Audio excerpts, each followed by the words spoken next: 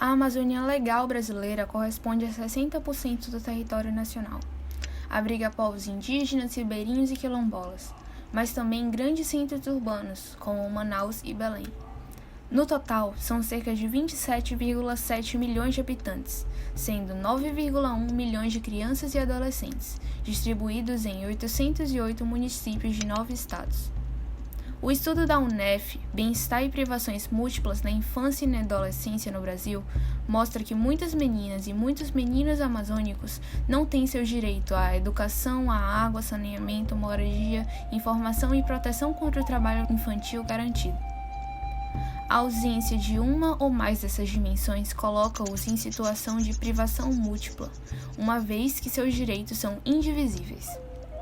A principal privação a que meninas e meninos amazônicos estão sujeitos é a falta de acesso a condições de saneamento básico.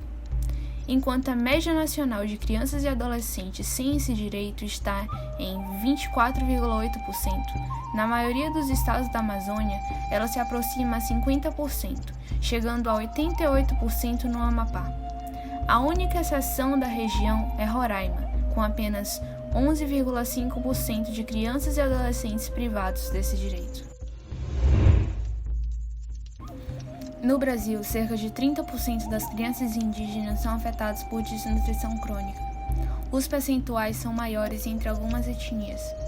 De acordo com dados do Ministério da Saúde coletados nos Distritos Sanitários Especiais Indígenas, a desnutrição infantil passa dos 65% entre as crianças do Alto Rio Purus e ultrapassa os 80% entre as crianças Yanomamis.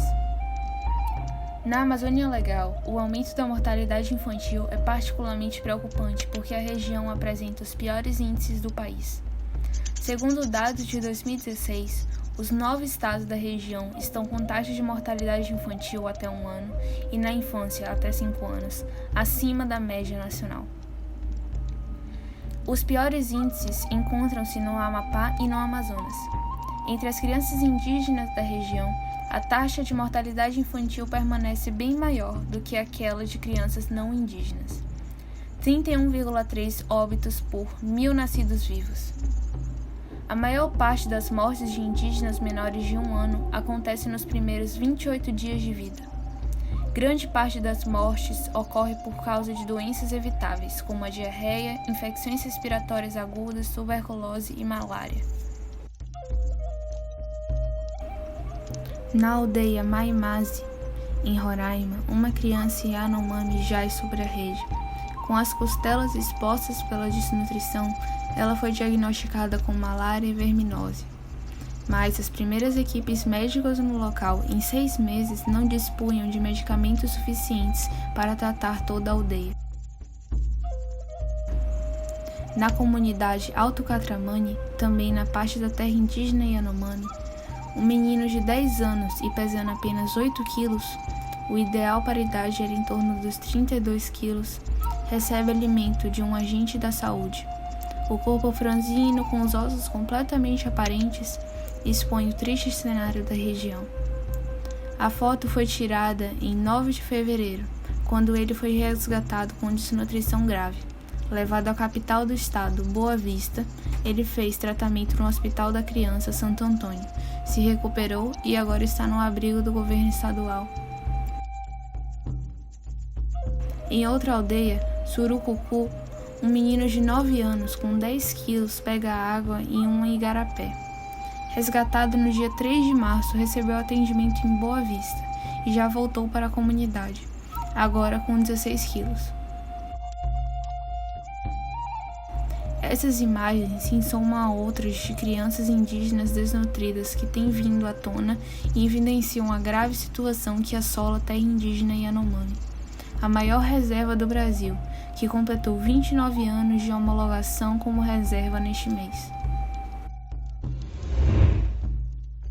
A chaga da desnutrição está diretamente ligada a outro problema na região, o garimpo ilegal de ouro. A extração do minério com mercúrio contamina os rios, matando os animais e impactando a disponibilidade de alimentos. Os garimpeiros são ainda responsáveis por constantes ataques armados à comunidade na disputa por território, causando terror na população local. Há inclusive relatos de crianças que se afogaram ao tentar fugir dos invasores.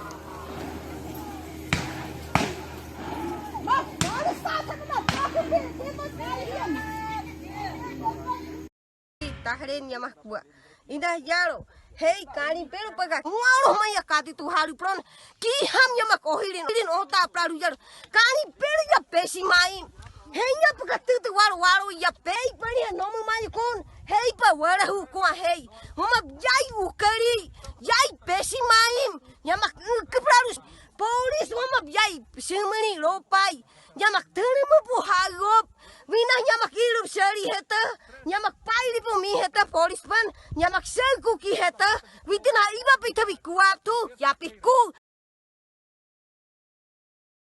A presença disseminada de garimpeiros ilegais, o número estimado é 20 mil, onde pouco mais de 28 mil indígenas que vivem na reserva, tem ainda outro malefício, a transmissão de doenças, entre elas a Covid-19.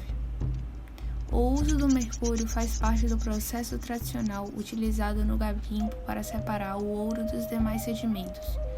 Uma parte dele é despejada nos rios e igarapés, e outra é lançada na atmosfera. Uma vez na atmosfera, ele acaba caindo nas proximidades das áreas de exploração. As águas dos rios e os peixes que ingerem o mercúrio podem levá-lo para regiões mais distantes. A contaminação de seres humanos se dá especialmente através da ingestão de peixes contaminados, sobretudo os carnívoros de tamanho maior. O mercúrio é um metal altamente tóxico e a contaminação por ele pode provocar alterações do sistema nervoso central, perda de visão, doenças cardíacas, entre outras debilidades. Nas mulheres gestantes, os danos são ainda mais graves, pois o mercúrio atinge o feto, causando deformações irrecuperáveis. Em 4% da população indígena analisada, havia concentrações acima de 6 microgramas de mercúrio por grama de cabelo, considerando o limite de tolerância biológica do corpo humano a essa substância. A partir desse valor, podem surgir doenças neurológicas. O percentual limite da Organização Mundial da Saúde, OMS, é de 2 microgramas de mercúrio por grama de cabelo examinado. Uma criança de 3 anos de idade que teve seu cabelo analisado apresentou um índice de 13,87 microgramas, 7 vezes maior que o limite da OMS e mais de 2 vezes maior que o índice de tolerância biológica.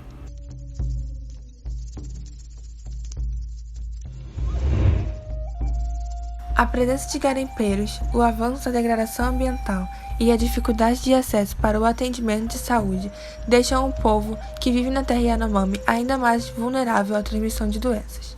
E com a Covid não foi diferente. Desde março do ano passado, início da pandemia, os casos de indígenas infectados são 1.640 e o número de mortes chega a 13. Uma dessas vítimas foi a adolescente Alvonei Xerexana, de 15 anos, o primeiro óbito por Covid entre indígenas registrado em Roraima. O presidente do Condici YY, Júnior Recurari Yanomami, ressalta que a pandemia de Covid reduziu ainda mais a assistência que deveria ser feita pelo governo.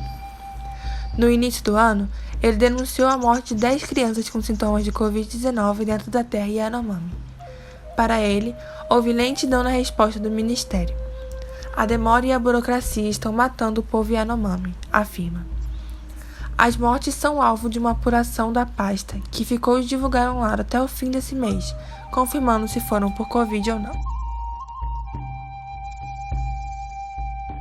Os indígenas fazem parte dos grupos prioritários do Plano Nacional de Imunização para receber a vacina contra a Covid.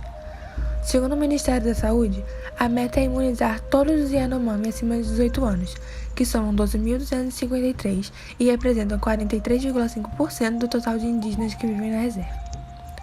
Desse público-alvo, foram vacinados até agora apenas 79% com a primeira dose e 58% com a segunda. Não foi informado o prazo para vacinar 100% desse grupo com as 2 doses.